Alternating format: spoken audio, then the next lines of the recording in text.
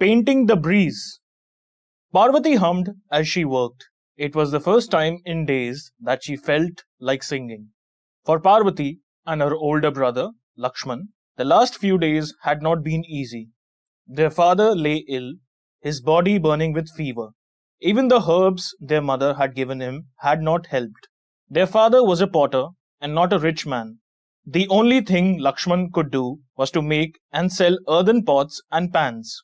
Today, their father did not have fever and there was food in the kitchen. So Parvati sang as she worked.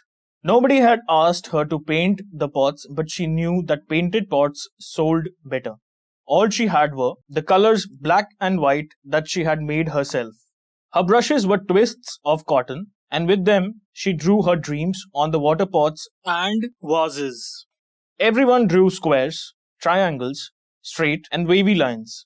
She looked up at the sky and the clouds, cotton wool white after the rains. She drew a row of them around a pot, curved and floating like the smiles of the sky. Pulling a plate closer, Parvati was startled by a red and black butterfly. Parvati drew the tip-tilted, curved wings of the butterfly like a border around the plate. The clatter of horse hooves, the clang of cowbells, and the creak of a bullock cart made Parvati look up. What made her sit up and watch was the rich cloth covering the cart, the bright curtains and the 6 horsemen riding behind it. A noble lady, I'm sure, thought Parvati. By then, Laxman had come to stand beside her. Look at the horsemen, he exclaimed in admiration. Soldiers, Laxman guessed. Then suddenly, running back to the house, he called her. Parvati, come here. Help me carry some of the pots outside, said Laxman. They laid a row of pottery by the side of the lane. When the bullock cart was within hearing distance, Laxman began to shout, Pottery, O noble lady! Come and see our pottery! Suddenly, one horseman rode up to them, lowered an angry, mustachioed face and glared. Quiet, you impertinent fools! Don't you know who's in the cart? No, replied Laxman. And how do you know the noble lady doesn't want to buy our pots? Quiet, growled the soldier.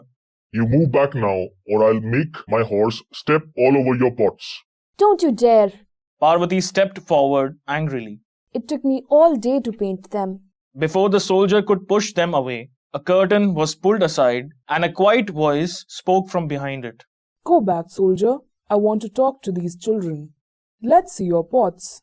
Shyly, they came closer as the curtain was swept back and they saw the woman sitting. Laxman held out the pottery he was holding towards her.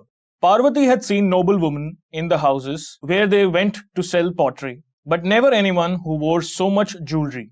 And you, little girl? The lady said gently. Where are the pots you were painting all morning? Parvati was suddenly overcome with shyness. I painted them for fun. You won't like them, my lady. Show them to me, child, the woman said.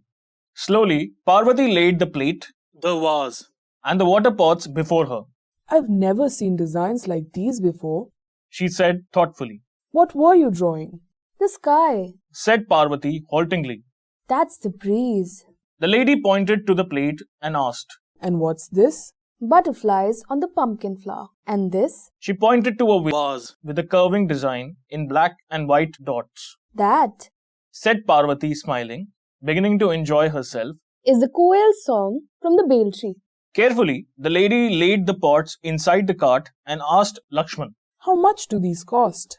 Laxman thought quickly. 12 panas. Pay him, Majira. And my child? The lady stroked Parvati's tousled head. Whenever you draw the sky, the breeze, or a song, bring the pots to my house. I will buy them all. Where do you live? Parvati asked. At this, the maid laughed aloud. The lady pointed to the soldiers, who were all smiling by then, and said, Ask them, they will tell you the way. Thank you, my lady. They called out together. Where does the lady live, sir? In the big palace with the carved wooden gates. That was our king Ashokavardhana's wife. Don't you recognize the queen when you see her? You two have just become potters to the royal family. Eyes wide with surprise, hearts thudding, Laxman and Parvati turned to watch as the bullock cart turned the corner of the lane.